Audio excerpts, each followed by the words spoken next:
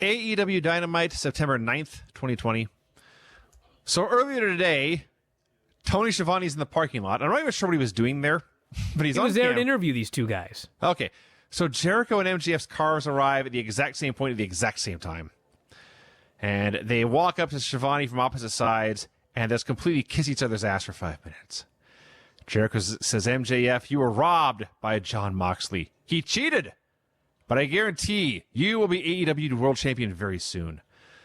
And MJF is just dripping, not a sarcasm, he's dripping with what's the word? He's overdoing it. Says, that coming from you, a legend like you, that means the world to me. I know that's genuine. And this is genuine coming from me.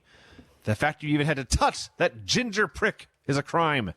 Soon, you will get your AEW World title back. And they shake hands, or they bump elbows, and they say, have a great show, go kill it. And they turn and walk away, and now there's a split screen on each one. And each one at the same time says, what a loser. I usually hate things like this because you tell me that Jericho and MJF aren't going to watch this show and see that the other called the other a loser. But it was so funny and I laughed out loud. Yes. It was like, fuck it, who cares? This was great.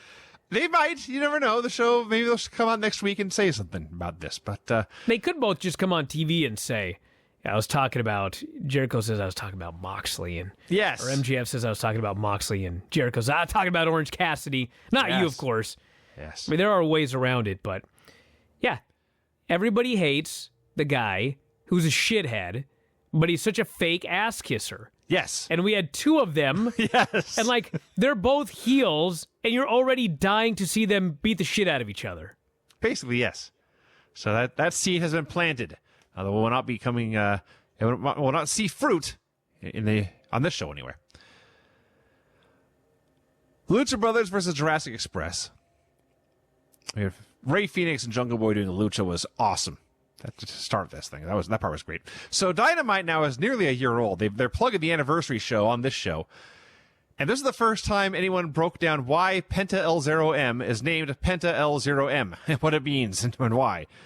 Excalibur also notes the passing of Rick Drayson. So there's a heat on Jungle Boy segment. Luchasaurus gets the hot tag.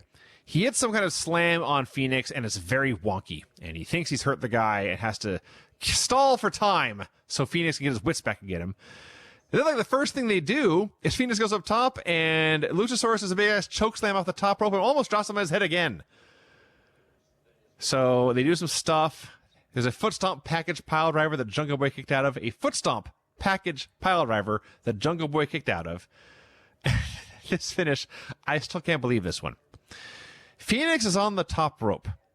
Or the middle rope, either way. He's going to come flying off and kill Jungle Boy with a Canadian destroyer. But Jungle Boy switches with Penta, throws Penta forward. Phoenix cannot stop. He cannot not do a Canadian destroyer on his own brother. Penta is destroyed. Jungle Boy rolls up Phoenix for the win. It was a very, very wacky finish.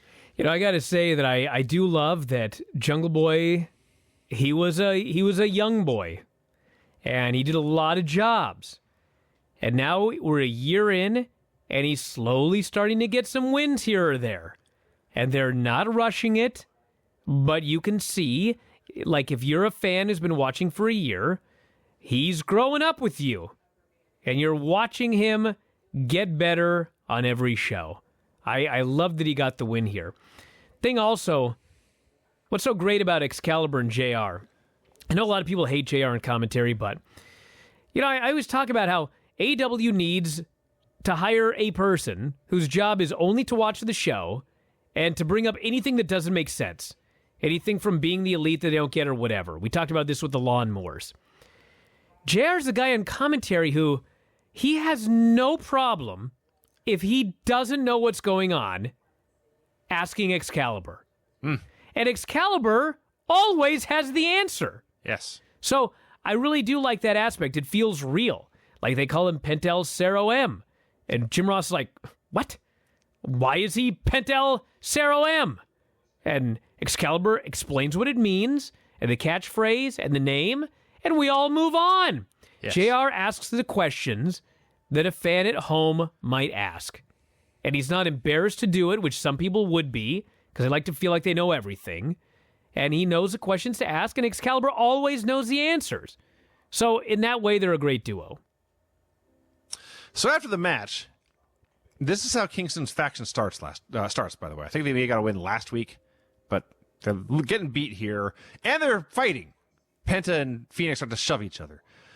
And I'm thinking, well, they do have 2 tag teams. Maybe they can both do singles and let Butcher and Blade be the tag team. But Eddie is trying to make peace. Eddie Kingston's in there saying he's there for you when no one else is. He asked the Lucha Brothers, where's your little British friend? He ain't here.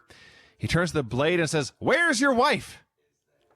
Which Goddamn good question. It's a great question. What the hell is she still with QT Marshall? And if so, why is she still your wife? That doesn't make any sense.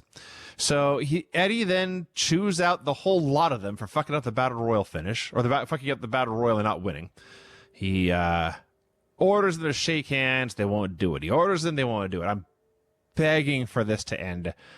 Finally, they sort of do. And then Eddie says, oh, by the way, also, I was never eliminated from the Battle Royal. Look up the rules. Like, dude, I had enough going on here. I didn't need to know about your Battle Royal non-finish as well. It went on a little bit long, but I liked it. And I liked that they addressed that, in fact, he did not go over the top rope. Because a lot of people noticed that, and a lot of people were talking about it. And quite frankly, you all know that if this would happen to the Royal Rumble, it would never have been mentioned on Raw unless it was done on purpose. But something happened, and they've turned it into part of the storyline. So I'll be honest, until you mentioned it right now, I did not know he had not gone over the top rope. Well, now you know. Because he brought it up on television. Because there was 95 things going on in that stupid match. He did not get eliminated. Well, he's got a point then.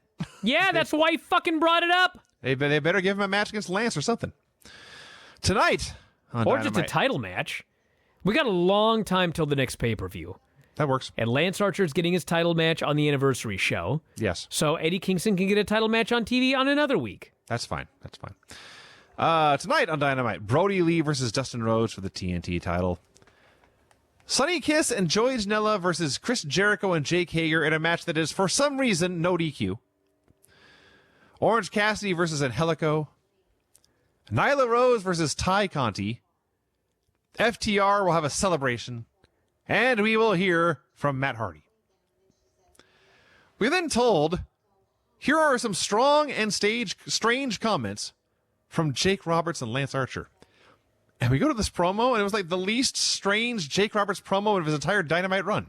Well, I mean, they're in the rain. It was funny they're in the rain somewhere. The whole country's on fire. They found the one place where it's raining. Jake Roberts says Moxley might be able to play the good guy, but we're not out here driving fancy cars. We're trashing cars and we're trashing people. Why, he says? We like getting wet. Like, what? He says you may as well get wet, and you're going to piss yourself when you get in the ring with Lance Archer. And Lance says you have had time to prepare for every one of your opponents. There's nothing you can do to prepare for the Murder Hawk Monster. You have nothing but despair to look forward to when you get in the ring with me. I like this. Thank God it was pre-taped so Jake could stay on track. That helped. Because he has not been on track live No, the last couple of weeks. No. Matt Hardy comes out for his promo in the appropriate t-shirt that reads, I don't die, in giant letters. That's his gimmick. Matt Hardy never dies. Apparently. And in fact, he doesn't. He's alive. He has not died yet. He hasn't even died once. So he's addressing the fans, thanks them for their concern. Everyone has been so worried about his condition. He thanks everyone at home for watching and supporting him. He says, at the pay-per-view, I suffered a scary fall. Correct. It frightened a lot of people. Also correct. There's been an outpouring of love and support. I'm happy to announce I've been through all my tests. I'm expected to make 100% full recovery. Mentions his shirt. He is, in fact, the luckiest man alive. He points out Rebby and their youngest... I almost called her Reba. It's somebody else on Dynamite. Rebby and their youngest child were there in person. He also looks at the camera to talk to Maxwell and Wolfgang at home. Apologizes to his family for putting them through all this. Apologizes to his fans for putting them through that on Saturday night. Thanks them all for their support and their love.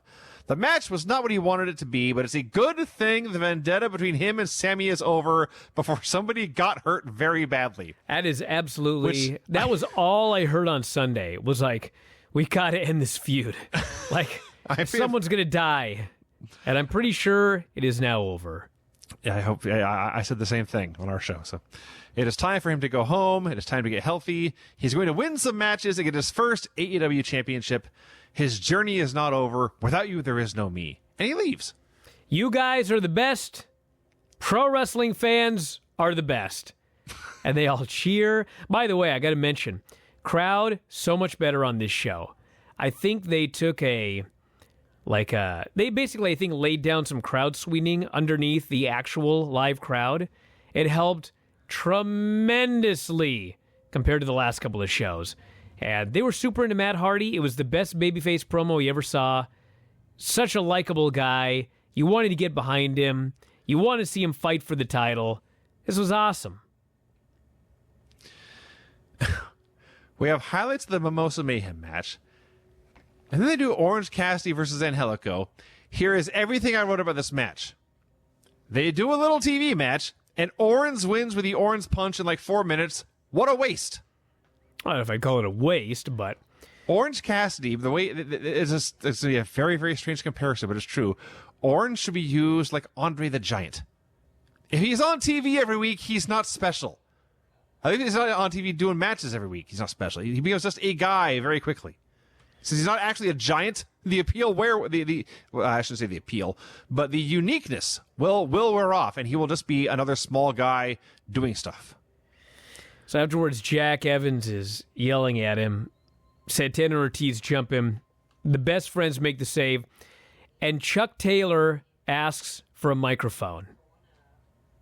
Now, I don't know if you're aware of this or not, but Chuck Taylor is a weird dude. Huh. Doesn't come off when that way. He grabbed that mic, I was like, what the fuck is this guy going to say? And the first words out of his mouth are, "Hey, you ding-dongs!" Well, you give Chuck Taylor a live mic. That's the best you can hope for. This has to end. What's a parking lot brawl next week, and then Trent says you can shove your apology up your asses.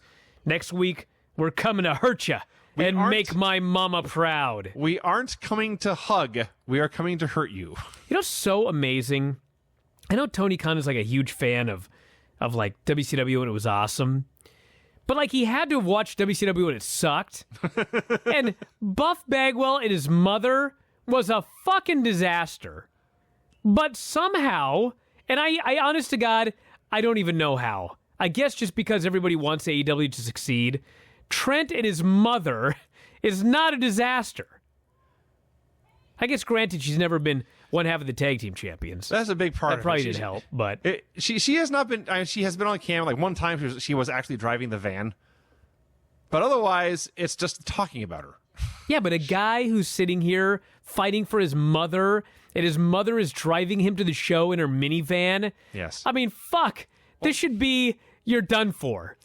But they're over still. Everything they do is what they should be done for it. Trent's name is Trent with a question mark. That's true. He doesn't know his own last name. And it is Chucky T. It is Chucky T. They love to hug. They must hug every match. None of this should work.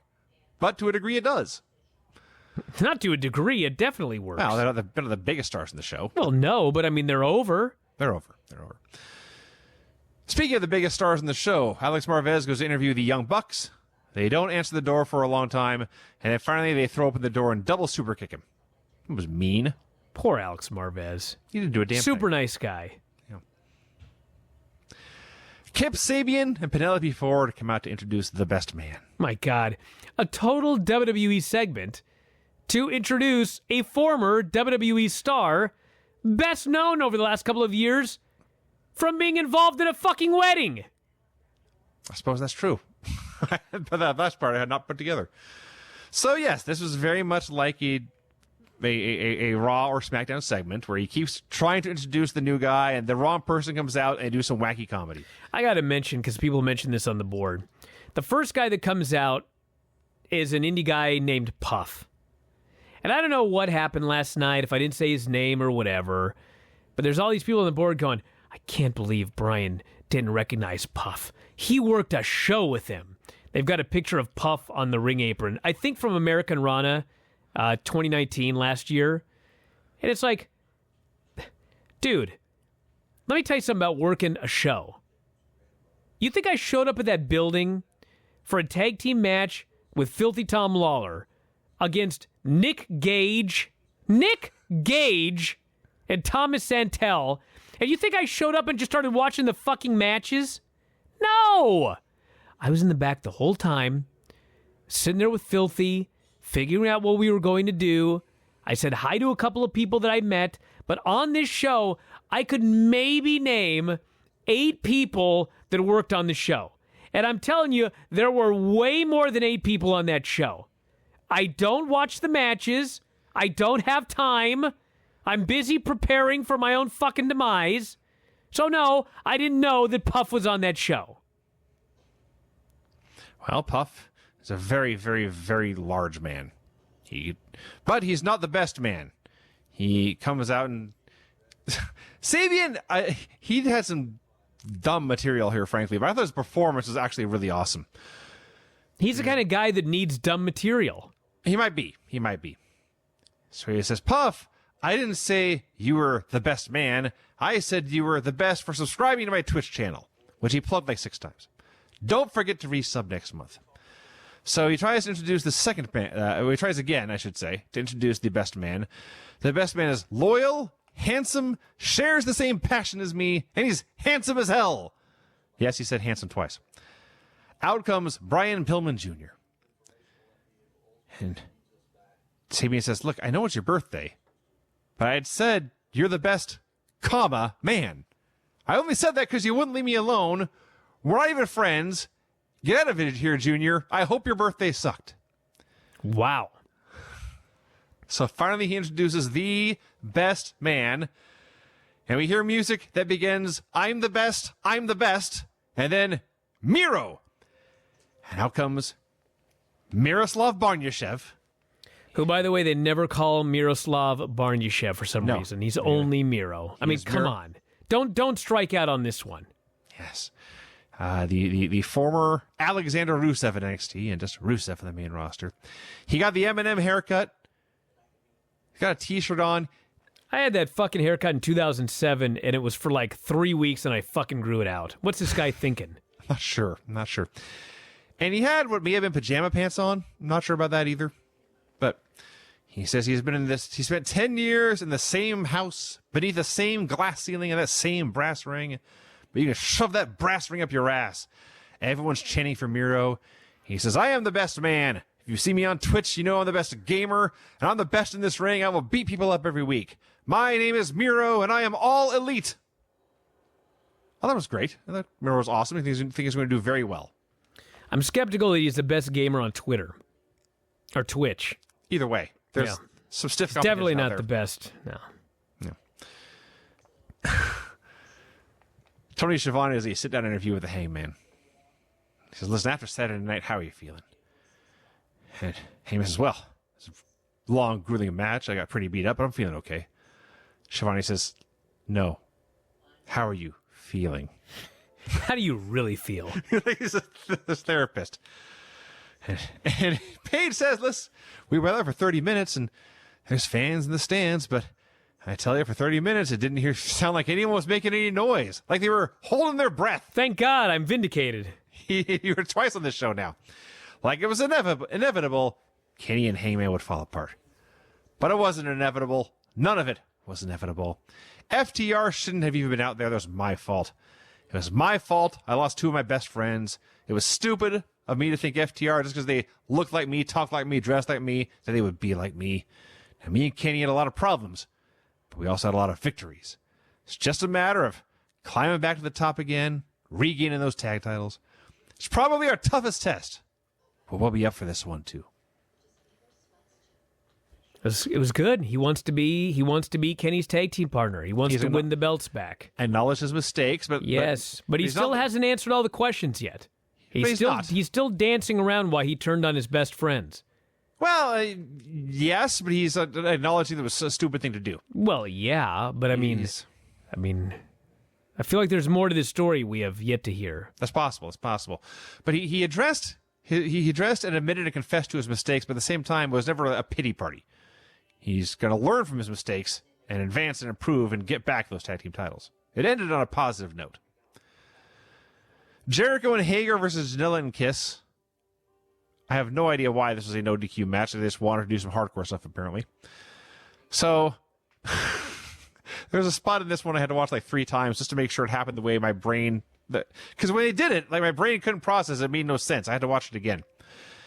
So Jake Hager is in there with Sonny Kiss, and there's a trash can in the ring. He puts a trash can on Sonny. He climbs to the middle rope and goes for the Vader bomb. But when he comes down, Sonny pushes the trash can up, and it hits him. Yes. And it hurt. It was completely ridiculous. Like, when I saw this, like, my brain rewrote it to try to make sense. Like, there was no trash can there, and Sonny grabbed it at the last second and threw it in his face. That would be something. But no. Jake Hager jumped knowing he was going to land on a trash can. And because the trash can was a wee bit higher than he expected, it hurt him, but not the other person. Yeah. That was ridiculous. Yes. So Jericho and Janela are having a brawl on the stage, and Hager pushed Janela through a table, and Jericho sprays an extinguisher in Sonny's face, and Hager pins him with a head and arm. He pinned a head and arm choke, but they got a pin with it. And here I wrote, what on earth was the point of this? And I never asked that about AEW. Well, we found out the point afterwards. There was Chris Jericho and Jake Hager are now in the tag team division. They're going after the tag team titles. Jericho and Jake, he called them. What I thought was interesting was the last time we saw Jericho and Janelle in the ring, Chris Jericho completely obliterated him and squashed him in like 2 minutes. And then in this match, they went toe-to-toe the whole match. Funny how that works. I mean, Janela must have studied some tape. He's like, hey, man, he's going to learn from his mistakes and come back and do better. Well, he did. Yeah. He learned from his mistakes. He came back. He did better, but he still lost. Maybe he'll do even better next time. An MJF update. So I'm going to cut to the chase here.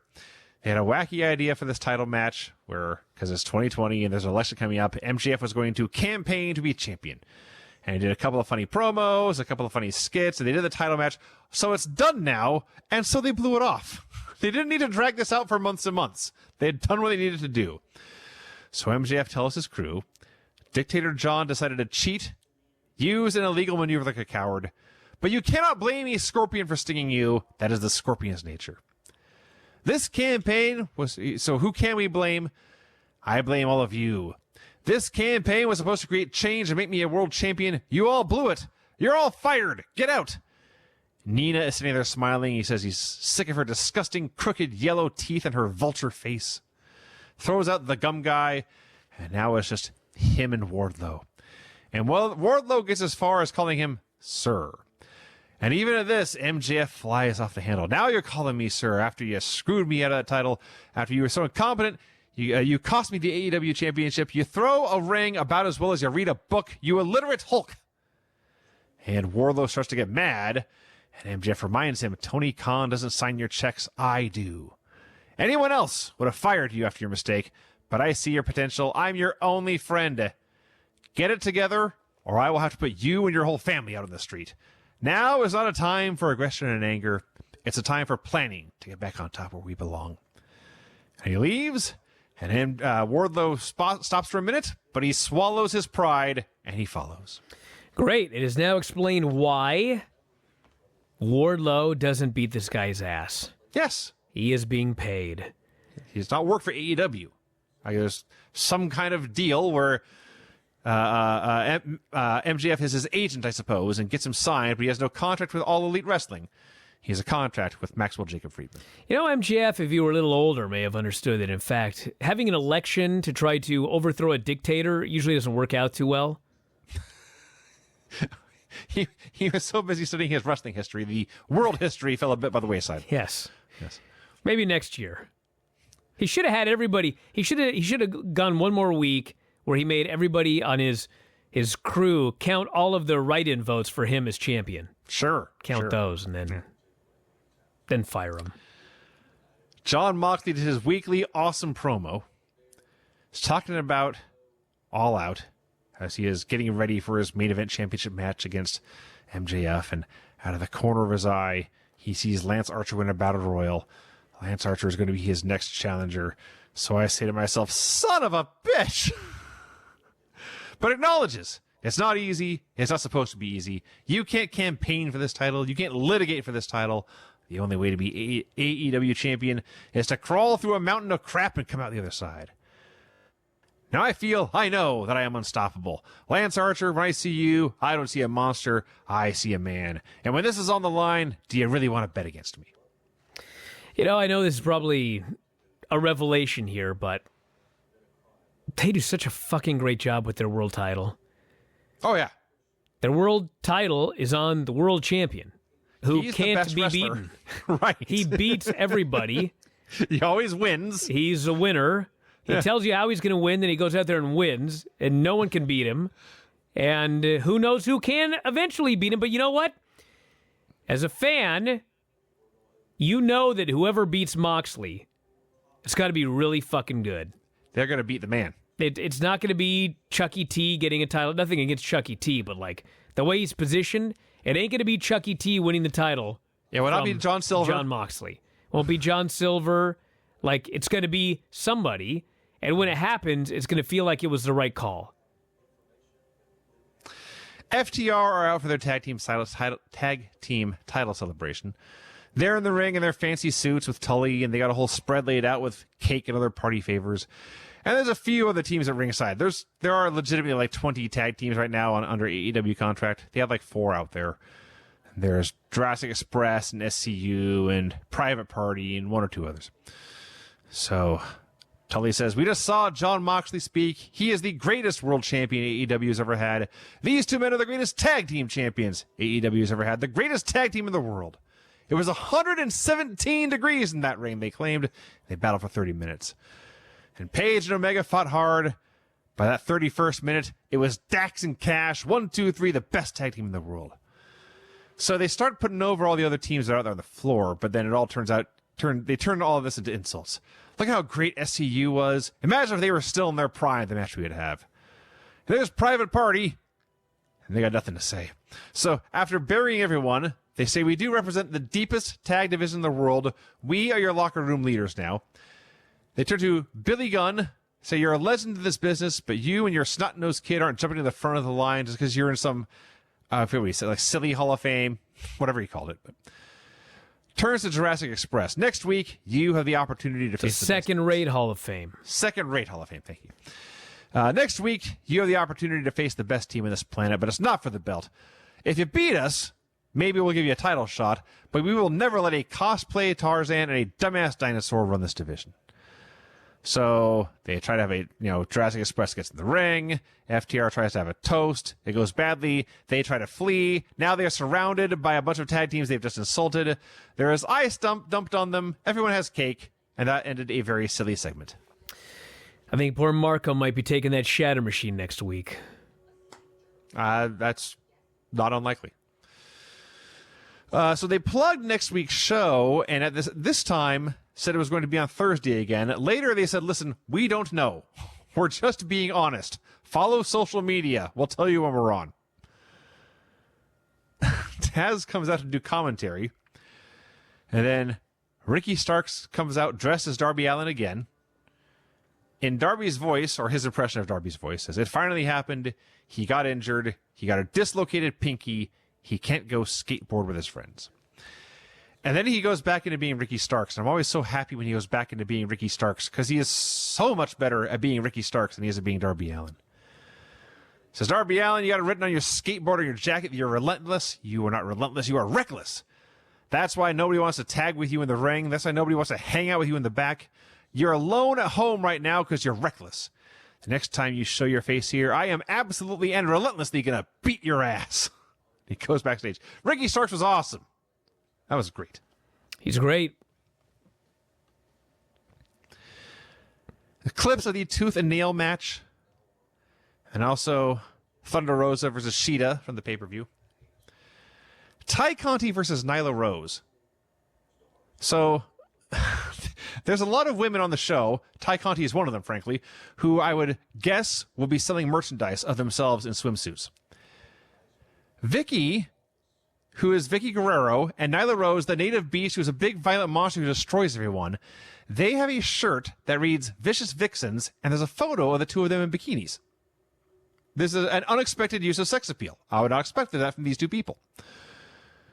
So, they're having a match. It is not very good. We saw Ty Conti a lot in NXT, and there's a reason she was let go. There was a cool finish when she tried for an armbar, and Nyla hooked her up and hit a beast bomb for the win.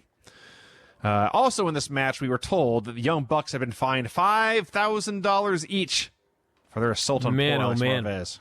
So anyway, Tainara after this match is limping. Oh, great. And there was nothing in the match where she would be limping, it seemed. Like they didn't work over the leg or anything like that. And I'm thinking, man, the fuck happened here? So what happened was she had some wacky lucha hold on Nyla. And Nyla escaped by digging her fingernails into Tainara's leg and then hitting the beast bomb. And there literally were gouges in her fucking leg. That's dandy. That's just great. That sucks. That's just fantastic. Wow. No, I didn't know that until right now. Yes. So Vicky goes to cut a promo. They tease attacking Tainara. Sheeta runs out. The kendo stick makes the save. As all of this is going on, they announce that Cody has a big announcement coming up. Oh, God. After the show. And I didn't know what it was at the time, but I'd already gotten emails about it. My God, what a big letdown Cody's announcement was tonight. I didn't know what it was. So basically what happened was TNT has a new show, and Cody's going to be one of the hosts on it.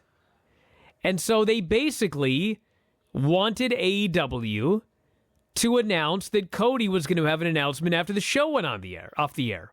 Mm-hmm. So, AEW is not going to say no, but they totally fucking killed the Cody angle with this. He got destroyed by Harper. He was taken away in an ambulance. We didn't even have an update the following week. We haven't seen the guy. No. We haven't got an update on the guy.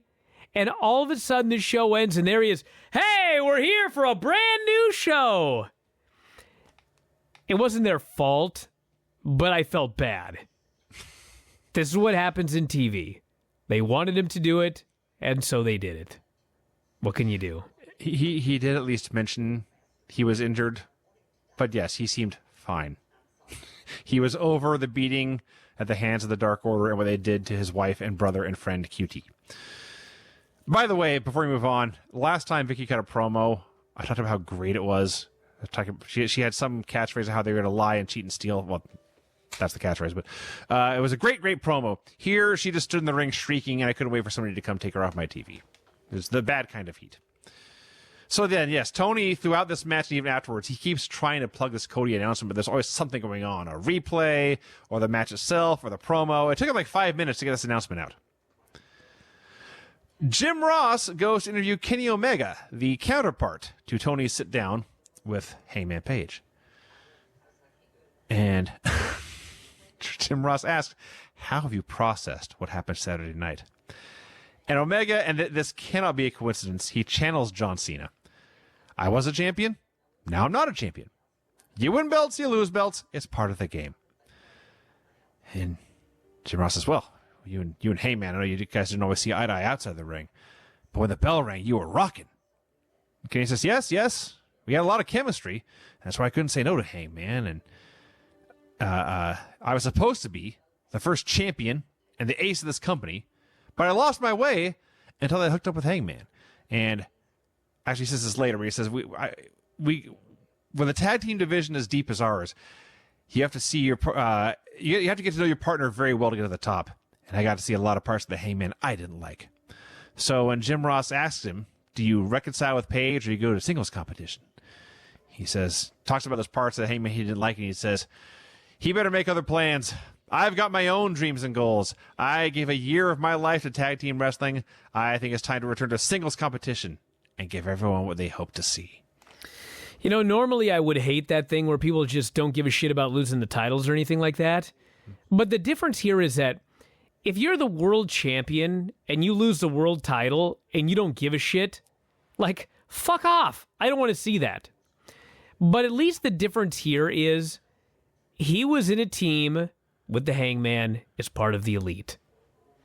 His partner fucked his friends, and then they went in there and they lost the tag team titles. And the story is Kenny's over it.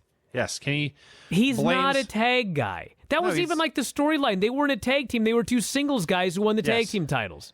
So, you know, you don't want to devalue the tag titles, but at the same time, he made it clear, I gave a year of my life to being a tag team. It all went to hell at the end.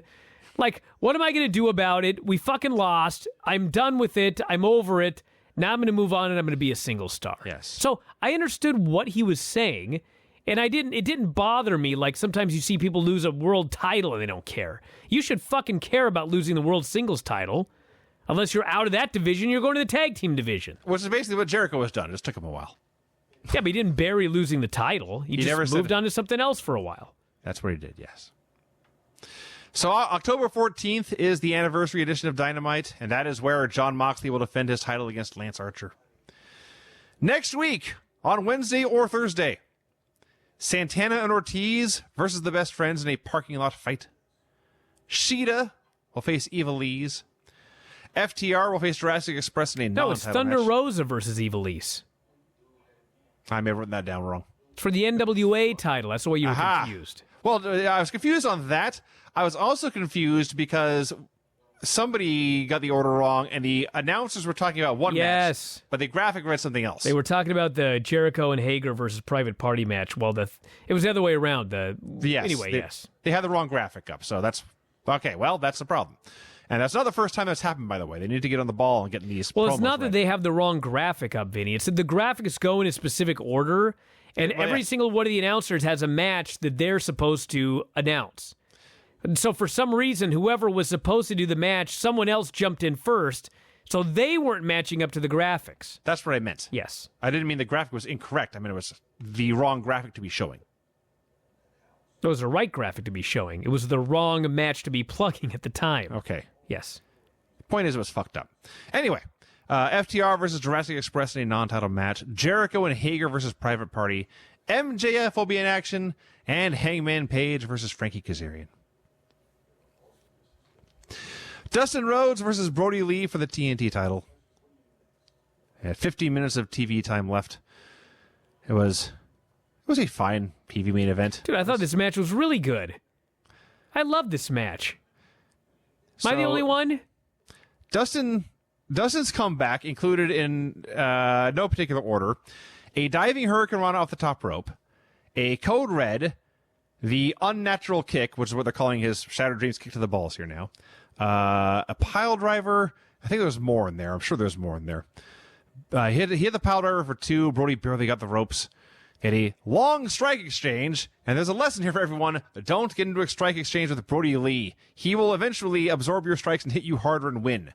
This happens all the time now. But Brody hit a pair of super kicks, hit a discus lariat, and got the pin. Yeah. I liked it because it was simple. You know, Dustin won his shot. He was very excited to have it. They had a very good match. They gave Dustin all sorts of things. He gave Brody Lee, the fight of his life. And finally, Brody Lee... He put up a much better fight than Cody did. He beat him. He won because he's the champion, and right now he is the better man. Yes. And Silver was out there, but they didn't have some bullshit finish because they don't do that. I was very happy with this match. Yeah, Silver tried to interfere, and all it led to was him getting his ass kicked and Dustin continuing to be on offense. And, you know, Dave had an idea last night, which actually was a great idea. He said they should have just gone to a draw and rematch next week. And next week, Brody Lee gets the win. You get 2 weeks out of this. I thought that they had to do a finish here because when the Dark Order came out to beat the hell out of him, I thought for sure Cody was going to return. because Cody's got a big announcement after the show. Sure. What better day for him to return? But they just beat the hell out of the guy, and literally, the show ends with Brody Lee looking in the camera and screaming, "Come home, Cody!" Like we haven't seen him. Where is he? Come home, Cody! They cut right to Cody building up a game show. So they destroy Dustin. Brody is still mad at Colt Cabana. QT is out there. They carry out his unconscious body. He got beat up backstage. And they, again, say, yes, come home, Cody. And we cut to Cody in a big cheesy grin in his suit. Talking about, yes, he's injured, but he's so happy to be a part of the Go Big Show. And if you look down at your timer, maybe, I don't know if this is an important detail or not, but this did not air after Dynamite. The last 3 minutes of Dynamite was devoted to Cody announcing the Go Big Show. Well, that was the call by TNT. That's the deal. That's the deal. You do what the network says. So, anyway, that was that. That was Dynamite. Well, it's voting time. It's voting time, and I really liked AEW, the way that the show was paced. I thought it was a very well-paced show. We had a good mix of there was wrestling, there were interviews, personality pieces, there were recaps from the pay-per-view. I thought it was like an excellent professional wrestling show. And clearly, I mean, it did very, very, very well in the ratings. So the people that watched the show, I mean, they really enjoyed it. But as far as like the best show of the two is NXT. Yeah, that will probably be the best NXT of the year when all's said and done. Really, I mean this. Go out of your way to watch that opener if you haven't seen it. The main event was also very good. So I'm, yes, for the record, I am voting for NXT if that's not clear. Yeah, when you have a match like Adam Cole versus Finn Balor for the title with a clean finish, and the Rhea Ripley match, you give him time, and even Rhea Ripley going over, by the way, and even the Bronson Reed match, like this was a great wrestling show. Yeah. And they can't do this every week, obviously. No. But this was one of the best NXTs of the entire year. I absolutely loved it. And it gets the vote this week. I would not say it was a 10-8 like last week, but I do think that NXT won. AEW almost never has a bad show, and this was not a bad show. No, I thought this was a very good AEW. But they would have had to have one of their best shows of the year to beat one of NXT's best shows of the year.